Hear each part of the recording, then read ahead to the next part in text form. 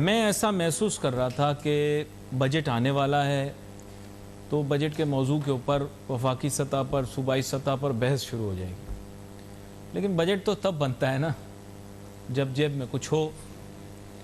अब हमारे यहाँ चर्चा तो है कि महसूलात काफ़ी इकट्ठी की हैं। दुआ करें, अपने मुल्क के लिए दुआ करें कि हालात यहाँ बेहतर हों और रमज़ान के अंदर हो सकता है आपकी दुआ कबूल भी हो जाए। लेकिन बुनियादी मसला ये है कि तदबीर सही से नहीं की गई। तदबीर करनी चाहिए थी। वज़ीर ख़जाना तब्दील हुए तो टाइमिंग बड़ी अहम है। टाइमिंग इस हिसाब से अहम है कि ये बजट जो है ये अब जनाब शौकत तरीन साहब की ज़ेर निगरानी बनेगा।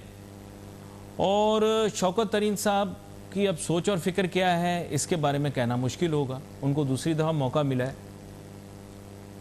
उनका बयान मुझे शोबा तहकीक ने भेजा कि जनाब टैरिफ बिजली का वो बढ़ाने की जो IMF ने तजवीज़ दी है ये मुनासिब नहीं है और ये हम नहीं कर सकते क्योंकि इससे महंगाई में इजाफ़ा होगा। बात बिल्कुल सही। मुझे खुशी है कि शौकत तरीन साहब को इसका एहसास है कि अगर बिजली के नर्ख बढ़ गए तो गरीब की पहले से टूटी हुई कमर बाद में और ज़्यादा, जिससे उसके तन से ही जुदा हो जाएगी, उसका तो बुरा हाल हो जाएगा ना। यकीन करें, मैं आपको बता रहा हूँ, ये बातें लोग बहुत ज़्यादा बुरा मान जाते हैं, बोलते हैं हुकूमत पे तनकीद कर रहे हैं। देखिए, जब वज़ीर आज़म इमरान खान साहब खुद कहते हैं कि मुझसे गलतियाँ हो रही हैं, तो मुझे नहीं पता क्यों उनके जो फॉलोअर्स हैं, फॉलोअर्स नहीं हैं, ये फॉलोअर्स हैं, ये जो फॉलोअर्स हैं इनको क्यों एहसास नहीं है कि यार जब बंदा खुद बोल रहा है, वज़ीर आज़म इमरान खान साहब खुद रियलाइज़ कर रहे हैं कि मैंने ज़िंदगी में गलतियाँ की, सियासी ज़िंदगी में गलतियाँ की, रोज़ाना गलतियाँ कर रहा हूँ, तो ये क्यों पीछे झाड़ू लेके कवर करते रहते हैं गलतियों को कि जनाब ये गलती हो गई है, नहीं बिल्कुल सही कर रहा। क्यों भाई, आपको किसने हक दिया ये? जब वज़ीर आज़म इमरान खान साहब खुद कह रहे हैं कि मुझसे गलतियाँ सरजद हो जाती हूँ, कौन सा ऐसा इंसान है, नऊज़ुबिल्लाह, कोई ऐसी ज़ात नहीं मेरे रब के अलावा कि जो बेऐब हो। हर ज़ात में ऐब है सिवाय मेरे रब के। तो आप बेवजह क्यों यार ऐसी, में यकीन करो कभी कभार मेरा दिल चाहता है कि मैं ऐसी आप लोगों को बातें बोलूं कि बस टू होता रहे बस और आगे कुछ भी ना हो। लेकिन मैं क्या कहूँगा, मुझे गुस्सा आता है आप लोगों पे कि आप लोग क्यों संजीदा नहीं होते इस मामले में। आप लोगों को संजीदा होना चाहिए। अच्छा, अब आ जाते हैं दोबारा से शौकत तरीन साहब। शौकत तरीन साहब ने साथ में यह कहा कि महंगाई बढ़ जाएगी अगर ऐसा फैसला किया। कौन सा? बिजली टैरिफ बढ़ाने का। दुरुस्त बात है, बिजली टैरिफ अगर बढ़ाया तो महंगाई में इजाफा होगा। फिर उसके साथ साथ एक तरह से इनडायरेक्टली उन्होंने इस चीज़ का भी इंदिया दे दिया है ना भाई कि माजी के अंदर इस तरह गलत काम होते रहे ना, तो उनकी शायद वो कोई तदबीर करने की कोशिश करेंगे। मुझे नहीं लगता वैसे कि कोई तदबीर कर सकते, लेकिन बयानात की हद तक तो कम अज़ कम। इंटरेस्ट रेट बढ़ा माजी के अंदर, उसको भी उन्होंने इसका ब्लेम दिया। अब तो कम हो गया, दोबारा बढ़ेगा, आपको पता है मजबूरी है। हमारे मुल्क के अंदर लोग मुझे बोलते हैं यार अली भाई पैसा कहाँ लगाएं। ज़्यादातर मुझसे सवाल ये पूछा जाता कि पैसा कहाँ लगाएं पाकिस्तान के अंदर। देखिए, पाकिस्तान वो मुनफरिद मुल्क है, आपको पैसा कहीं किसी बिजनेस में लगाने की ज़रूरत ही नहीं है। सिस्टम ऐसा सेट हुआ है कि आप बैंकारी निज़ाम में या कौमी बचत में पैसे जमा करवा दें, सूद खाते रहें, मुनाफा खाते रहें। सॉरी, गलती से मुंह से निकल गया, फिर आप ही कहेंगे बोलता है सूद नहीं बोलना, मुनाफा बोलना। मुनाफा खाते रहें, आराम से घर पे बैठे रहें। और यकीन करें ये सारा इन्वेस्टमेंट का गेम है पाकिस्तान में, तो आपको कुछ करना ही नहीं है।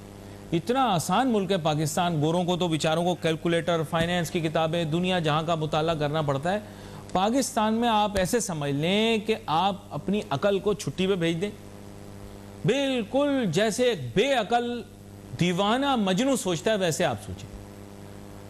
कभी डॉलर खरीद लें, कभी प्रॉपर्टी खरीद लें, कभी स्टॉक खरीद लें, कभी बैंक में पैसा रख दें, बस यही गेम खेलते रहें, आप पैसे कमाते रहेंगे। बस मेहनत इंडस्ट्री लगाना, ट्रेड बिजनेस, दुकानदारी, ये बेकार है। मैं बता रहा हूँ अली भाई, ब्रेक। आप सिर्फ ये समझ जाएं कि पैसा कब कहाँ से निकाल के कहाँ पे लगाना है, और यकीन करें इतना मुनाफा होगा आपका कभी काम करने को दिल ही नहीं चाहेगा। वैसे ही आपको पता है पाकिस्तानी सुस्ती में हमारा बड़ा नाम है, दुनिया नंबर ना आता हो लेकिन पहले 10 ममालिक के अंदर सुस्ती में हम लोगों का नाम ज़रूर होगा। वाह वाह वाह। एक छोटी सी ब्रेक लेते हैं, ब्रेक के बाद वापस आते हैं, जारी रहेगी।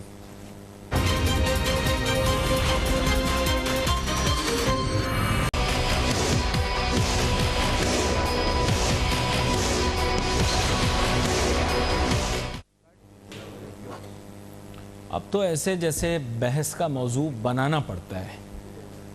सच बात यह है कि डिसइल्यूजन हो जाता हूँ कभी कभी, गलत बात मैं नहीं करूँगा, डिसइल्यूजन हो जाता हूँ, क्योंकि इतने अरसे से जब आप मईशत के मौजू पर प्रोग्राम कर रहे हो, देखिए जो लोग सियासत पर करते हैं उनको तो रोज़ कोई ना कोई तब्दीली वगैरह मिल जाती है, कभी कोई पार्टी आ जाती है, कभी कोई पार्टी आ जाती है और फिर सब पार्टियां चली जाती हैं, कोई और ही आ जाता है। लेकिन मईशत का तो सिलसिला कुछ ऐसा कि जैसा चल रहा है वैसा ही चले जा रहा है। तो अब क्या है कि बहस का मौजू बनाना पड़ता है। मेरे साथ बहुत ही अहम मेहमान शामिल गुफ्तगू हैं, डॉक्टर मिर्ज़ा इख्तियार बेग साहब, वेलकम करता हूँ आपको शो। बहुत शुक्रिया आपका नासिर। डॉक्टर मिर्ज़ा इख्तियार बेग साहब, मैं भी बात कर रहा था शौकत तरीन साहब के हालिया बयान के मुतालिक, जिसमें उन्होंने कहा कि IMF की ये तजवीज़ के बिजली का टैरिफ बढ़ा दिया जाए ये नामुनासिब है, इससे महंगाई में इजाफा होगा। मुख्तसर मैं चाहता हूँ कि आप इस पर तज्जिया दें, फिर मैं थोड़ा सा आपके साथ मईशत पर भी बात करूँगा। देखिए, जो शौकत तरीन साहब आए हैं वो एक मेन जो गोल लेकर आए हैं वो है हायर GDP ग्रोथ पहले के मुकाबले में, क्योंकि पहले वाले फाइनेंस मिनिस्टर ने जो मार्कअप रेट बढ़ाए थे, GDP ग्रोथ को कम किया था और फिर वो GDP पिछले साल माइनस में भी चली गई पहली बार। तो अभी भी जो टारगेट की बातें हो रही थी, IMF ने 1.5% बोला है और वर्ल्ड बैंक ने 1.6% बोला है, तो ये सब लोअर GDP की बात थी। शौकत तरीन ने कहा नहीं, मैं बात करूंगा 5 से 7%, 5 से 6% GDP ग्रोथ की कंटिन्यूसली 5 साल हो, उससे जॉब क्रिएशन होगा, उससे एक्सपोर्ट लेड ग्रोथ जो मैं करना चाह रहा हूँ उससे आपकी मार्केट बहाली हो। और उसके लिए उन्होंने यकीनन बिजली और गैस की एनर्जी की कॉस्ट को कम करना था, मार्कअप को बिल्कुल कम रहना था। उन्होंने ये बात भी कही कि जो मार्कअप को 13.25% पे ले गए थे स्टेट बैंक की मॉनेटरी पॉलिसी के जरिए पॉलिसी रेट को, वो एक बहुत बड़ी गलती थी। उससे सरमायाकारी रुक गई, उससे नई सनतकारी रुक गई। लेकिन बराह रास्त तो नहीं, लेकिन उन्होंने एक तरह से स्टेट बैंक के ऊपर भी तो तनकीद कर दी। ये फैसला तो स्टेट बैंक के मौजूदा गवर्नर का था कि माजी के अंदर इंटरेस्ट रेट्स को इतना ज़्यादा बढ़ा देना।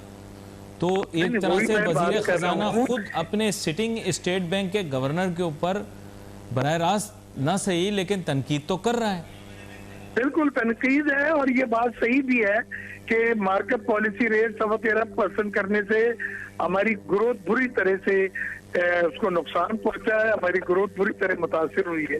अब इन्होंने जो बात कर रहे हैं, इंशाल्लाह जो इनकी बातों से लग रहा है कि ये मार्कअप रेट जो मौजूदा सतह 7.7 का, इसके आग पर रख के ग्रोथ को ऊपर लेके जाएंगे और एक्सपोर्ट लेड ग्रोथ पे काम कर रहे हैं। और जिसके लिए आपके जो बिजली और गैस की कीमतें हैं वो बढ़ाना किसी भी तरह से मुनासिब नहीं है। IMF ने तकरीबन 840 अरब रुपए बिजली की कीमत बढ़ाने को कहा और 140 अरब रुपए सर्कुलर डेट सरचार्ज की मद में कलेक्ट करने, तकरीबन 1000 अरब रुपए का उन्होंने टीका लगाने को कहा है अपना कंज्यूमर को, और उसमें इंडस्ट्रियल कंज्यूमर भी है। और ये किसी सूरत में इतने ज्यादा बिजली की कीमत बढ़ा के हम बारे में नहीं रहेंगे, हमारी कॉम्पिटिटिवनेस साहब आपसे मैं ये जानना चाहता हूँ, देखिए पाकिस्तान के प्रॉब्लम्स का सलूशन है FDI तो तब आएगी जब हमारे यहाँ इन्वेस्टमेंट एटमॉस्फेयर क्रिएट होगा। अनफॉर्चुनेटली कोई ऐसा तरीका नहीं हो सकता कोई दुनिया में कोई फड्डा झगड़ा हो जाए, जैसे पहले हम मांगा तांगा या तोहफों के ऊपर गुजारा कर लेते थे, ऐसा कोई चक्कर चलवाएं जैसा मुशर्रफ साहब के दौर में था कि काम टकेगा ना हो लेकिन पैसे आते हैं। कोई ऐसा हो सकता है, कोई तरीका? कोई ऐसा? देखिए, पहली तो चीज ये कि इस वक्त सिचुएशन डिफरेंट है। मुशर्रफ के वक्त में 9/11 हुआ था, न्यू वर्ल्ड ऑर्डर एक बन रहा था, नए दुनिया के कवानीन तय हो रहे थे, दहशतगर्दी के खिलाफ जंग में हर एक आगे आगे था और जो लोग मदद कर रहे थे उनको सर आंखों पे बिठाया जा रहा था। इस वक्त पूरी दुनिया कोविड का शिकार है, इस वक्त पूरी दुनिया की मायशतें हिली हुई हैं, इस वक्त पूरी दुनिया के जो खजाने हैं वो ऑलरेडी ड्रेन आउट हो चुके हैं और उसके बावजूद ये बड़ी अहम बात आपने की है। जी हाँ, तो इस वक्त उनके वसाइल नहीं है कि वो पानी की तरह आप पे लुटाएं। फिर पाकिस्तान का वो स्ट्रेटेजिक रोल भी खत्म हो गया, अफगानिस्तान की वार खत्म हो गई। अब यहाँ से फटा कुचा सामान अब वो लेके बात वापस नहीं जा रही रहे जो पहले थी। मुझे एक छोटी जी सी हाँ। ब्रेक लेनी है। आपका शुक्रिया, आप हमारे साथ हुए। नाजरीन, let's take a short break.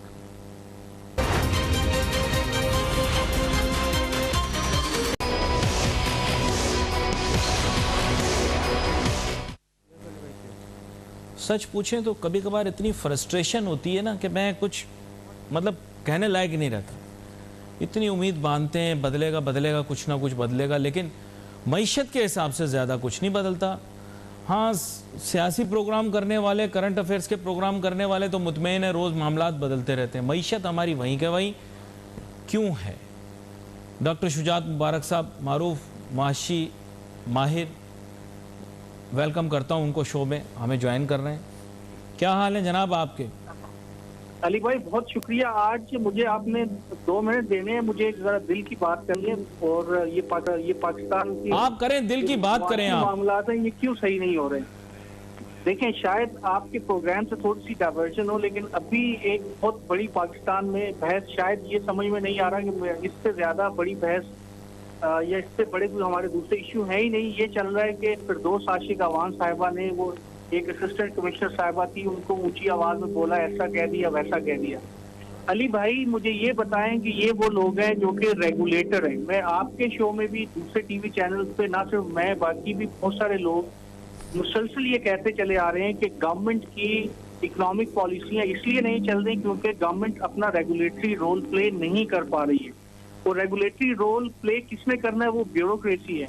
वो ये असिस्टेंट कमिश्नर हो, चाहे वो कंपटीशन कमीशन ऑफ पाकिस्तान का कोई सीईओ है या जो भी लोग हैं, they are the responsible for executing the government policies और रेगुलेशन। अब अगर कोई पब्लिक का नुमाइंदा इन लोगों से पूछ लेता है कि आप इसको क्यों इंश्योर नहीं कर पा रहे, तो हम लोग क्यों इतना ह्यू एंड क्राई हमारे मुल्क में हो जाता है। तो क्या जब तक हम इन लोगों को नहीं पूछेंगे, जब तक ये लोग अपना रोल प्ले नहीं करेंगे, तो कभी भी आपकी प्राइसेस सही नहीं हो सकती, कभी भी आपकी इकोनॉमिक पॉलिसी एग्जीक्यूट नहीं हो सकती, और कभी भी आपके मुल्क में महंगाई, बेरोजगारी का खात्मा नहीं हो सकता। तो ये बड़ा अनफॉर्चुनेट हमारा एटीट्यूड है कि हम ये जो पब्लिक सर्वेंट है, ये अपने आप को सिविल सुपीरियर सर्विस का लोग समझ के, बजाय इसके कि चीजों को रेगुलेट करें, ये आवाम पे हुकूमत करते हैं। और यही इनका रवैया, जिसकी वजह से हम सियासतदानों को तो गालियां देते हैं, हम सियासतदानों को तो ये कहते हैं कि वो पॉलिसियां नहीं बना रहे, लेकिन इन लोगों को कौन कटहरे में लाएगा? मुझे बताएं कि जो इकोनॉमिक पॉलिसीज हैं, जो इकोनॉमिक रेगुलेशन है, वो इन लोगों ने रेगुलेट करने हैं। तो अनफॉर्चुनेटली हमारे मुल्क में ये हो रहा है कि हम सियासतदानों को सब कुछ कह रहे होते हैं, लेकिन जो 50% के रिस्पॉन्सिबल हैं, जो असल में जिम्मेदार हैं, उन लोगों के ऊपर जब भी कोई बात की जाती है तो कहा जाता है जी कि 17 ग्रेड का असिस्टेंट कमिश्नर है, उसको एक मिनिस्टर ने कैसे कह दिया, फलां ने कैसे कह दिया। तो ये रविश जब तक हमारी चेंज नहीं होगी, पाकिस्तान में आप भूल जाएंगे कोई भी चीजें जो है ना वो तब्दील हो। हम लोग जो है वो हमने खुद ही उनको हाकिम मान लिया, जो हमारी, जिनको खिदमत करनी थी, जिनको चीजें सही करनी थी।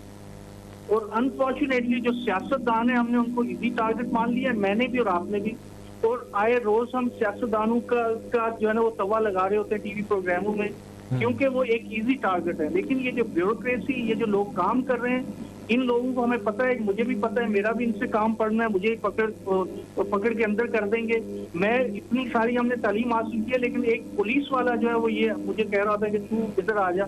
मुझे पता है कि मैं इसके आगे बात नहीं कर सकता, क्योंकि ये वो शख्स है जो कि कल मुझे खामखा किसी मुकदमे में जेल में डाल देगा। आपकी बात की तायद करते हुए मैं ये कहता हूँ कि शायद टीवी के ऊपर किसी ने ये बात नहीं की, लेकिन मैं ये कहता हूँ कि जो फिरदौस आशिक अवान साहिबा ने किया, वो सारिफ के हकूक़ के लिए, आम आदमी के हकूक़ के लिए बात की। और मेरे ख्याल से जो बात उन्होंने की, उसको जिस तरह से मरोड़ तोड़ के पेश किया जा रहा है, ये बिल्कुल गलत है।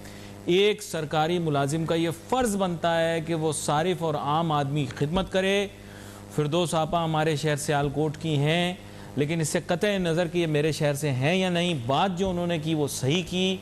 क्लिप को आधा करके लोगों को दिखाया गया है। पूरा क्लिप अगर आप गौर से देखें तो उसमें सार्फिन परेशान और सार्फिन की परेशानियों की जो है शनासाई करके वो सिर्फ ये जानना चाह रही हैं कि एक गला सड़ा फल यहाँ क्यों पड़ा हुआ है ऐसे बाज़ार में, जिस बाज़ार की देख रेख सरकार के पास है, सरकारी नरखों के ऊपर मयार को देखना ये लाजिमी एसी की जिम्मेदारी। इतनी उन्होंने बात की, लेकिन उनके ऊपर तनकीद की गई। मैं डॉक्टर शुजात मुबारक साहब आपसे एक सवाल करता हूँ, जब जनाब शहबाज शरीफ साहब प्रोग्राम देख रहे हैं, सर अस्सलाम वालेकुम, जब शहबाज शरीफ साहब भरे बाजार में बड़े बड़े सरकारी अफसरों को मुअत्तल कर दिया करते थे तो तालियां बजाते थे हमारे तज्जियाकार और हमारे बहुत सारे मीडिया पर्सन्स, आज उन्हें फिरदौस आपा की इस चीज़ पे क्यों बुरा लग रहा है, ये मैं आपसे जानना चाहता हूँ। शहबाज शरीफ करे तो ठीक, फिरदौस आशिक आवान करे तो बुरा, क्यों? अली भाई, मसला ये है कि ये सारी पॉलिटिकल पॉइंट स्कोरिंग है। आपको किसी भी चीज को इंडिपेंडेंटली देखने की तो शायद हमारे मुल्क में आदत ही नहीं है, क्योंकि बचपन से ही हमें एक बायस तालीम दी जाती है। अगर आप ये देखें कि मुझे ये बताएं कि रेगुलेटरी रोल प्राइसेस को इंश्योर करना किसकी जिम्मेदारी है? क्या कोई मिनिस्टर से पूछ नहीं सकता? क्या कोई अवामी नुमाइंदा जाके नहीं पूछेगा कि भाई आप क्यों रेगुलेट नहीं कर रहे? मसला ये है कि हम अपने जाती मुफादात के लिए, वेस्टेड इंटरेस्ट के लिए गलत बात को भी सही कहते हैं। मुझे अनफॉर्चुनेटली नून लीग के जो लोग थे उनका भी वो बड़ा उस असिस्टेंट कमिश्नर के हक में बड़े नारे मार रहे हैं, उसको कह रहे हैं जी कि वो उसके साथ ज्यादती हुई। जो दूसरी पार्टी वाले, पाकिस्तान पीपल्स पार्टी वाले भी, वजह क्या है? वजह ये है कि उनको उस एसी से कोई हमदर्दी नहीं है। वो कोई भी ऐसा मौका नहीं गंवाना चाहते जहां से वो पॉलिटिकल पॉइंट स्कोरिंग वो कर सकते हैं और वो ना करें।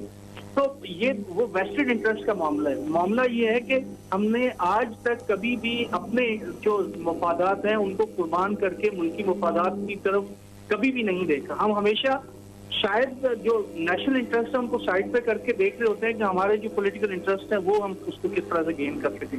तो ये एक इंसिडेंट ऐसा है, इससे ही हमें हमारे अवाम को भी और हमारे जो ये ख्वाहिश हैं, जो हमारे पॉलिटिकल हाई अप्स हैं, इनकी भी शायद आंखें खुलनी चाहिए कि भाई ये एक 17 ग्रेड का ऑफिसर अगर आपको आंखें दिखाता है एक मिनिस्टर को सरेआम, तो आप बताएं कि चीफ सेक्रेटरी साहब क्या करते होंगे। हाँ, और फिर आपको ये पता चले कि और हमारा तो इतना मासूम सा वजीर आला है पंजाब का, उनकी कहाँ कोई बात सुनता होगा जहां कोई इतनी डाडी, ये पंजाबी के अंदर हमारा लफ्ज होता है, डाडी खातून है जनाब फिरदौस आशिक आवान साहिबा, और किस लहजे से उन्होंने बात की, उसके बावजूद जो है कौन सुनता होगा, है ना, मतलब मुझे तो लगता है उस्मान बोजदार साहब जैसा शरीफ आदमी कहाँ बेचारा कुछ कह पाता होगा। अच्छा, लेकिन मैंने आपसे एक और चीज मालूम करनी है। जनाब डॉक्टर शुजात मुबारक साहब, शुरू में बड़ा इन्होंने वावेला किया था, आपके बड़े प्यारे डॉक्टर इशरत हुसैन साहब हैं, उनको इन्होंने लगाया है जनाब रिफॉर्म्स वगैरह करने पे। ज़रा पुलिस रिफॉर्म के बारे में बता दें, क्या कोई 2 टके का कोई काम किया गया हो? कोई सरकारी मुलाजमीन का निज़ाम इन्होंने कहा था हम ठीक कर देंगे, मुशर्रफ साहब प्रोग्राम देख रहे हैं, उन्होंने कुछ तब्दीलियाँ की थी, लेकिन उसके बाद कोई तब्दीलियाँ नहीं हुई, सुपर एनुएशन के ऊपर ही ये लोग जाते हैं। तो सर इन्होंने तो बड़ी बड़ी बातें की थी, ये रिफॉर्म करेंगे, वो रिफॉर्म करेंगे, रिफॉर्म तो को किया ही नहीं। देखिए, डॉक्टर साहब की मैं बहुत इज्जत करता हूँ और बहुत मंजे हुए ब्यूरोक्रेट हैं, लेकिन पता नहीं ये बात मैं ये मुनासिब है या नहीं, लेकिन एक ओल्ड वाइन न्यू बॉटल का एक फ्रेज यूज होता है। तो जब डॉक्टर साहब, ये आपको बात मानना पड़ेगी कि वो खुद स्टेटस को के आदमी है। डॉक्टर साहब की तो खुद जो सर इन्होंने किताब लिखी है द एलिटिस्ट स्टेट, सर जहां इन्होंने क्रिटिसाइज किया है उस पर, उन्होंने किसके ऊपर? हमारे मुल्क की एलिट के ऊपर। तो मसला ये स्टेटस को के खिलाफ किताब लिखी है सर। मैं जब छोटा सा बच्चा था तो इनकी किताब आई थी, स्टेटस को के अगेंस्ट वो बुक लिख रहे हैं, गवर्नेंस अनगवर्नड, और उसके अंदर वो तारीफें कर रहे हैं शहबाज शरीफ साहब की। ठीक है, हो सकता है कि मुझे वो पसंद हो या ना पसंद हो, लेकिन पॉइंट यहाँ पे ये है कि एक शख्स जो कि खुद ही कन्विंस्ड है कि एक जो सिस्टम चल रहा है वो किसी हद तक सही है, तो उसमें क्या रिफॉर्म्स करेगा? नंबर 1। नंबर 2 ये कि चीजें बहुत बदल गई हैं। शायद किसी जो ये इमरान खान साहब खुद तो कहते हैं कि नौजवान क़यादत और विजनरी आदमी, लेकिन वो लेके नहीं आए। शायद किसी ऐसे बंदे की, ऐसे शख्स की जरूरत थी कि जो कि एक विजनरी लॉन्ग टर्म रिफॉर्म जो है उसको एटलीस्ट कोई एजेंडा पेश कर सकता है। मैं वजाहत कर दूं, असल में उन्होंने जिनका दिल जवान हो ना उनको रखा हुआ है।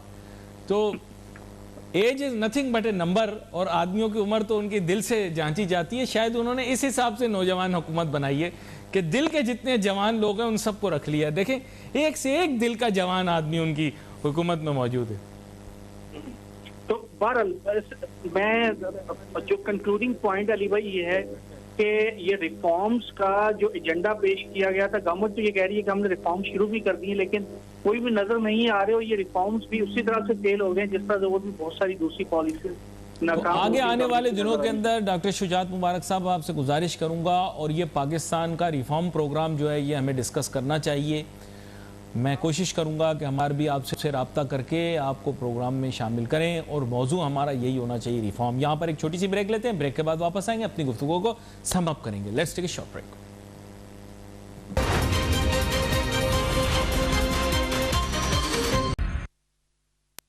नाज़रीन, वेलकम बैक आफ्टर ब्रेक। अब चलें सम अप करते हैं। बात मुख्तसर यही है कि शौकत तरीन साहब ने कुछ बात ऐसी की है जो कि अवाम में मकबूल हुई है, और ज़ाहिरी बात है, सही चीज़ है। जीडीपी ग्रोथ रेट को उनको टारगेट करना चाहिए, जीडीपी ग्रोथ हाई होनी चाहिए पाकिस्तान की।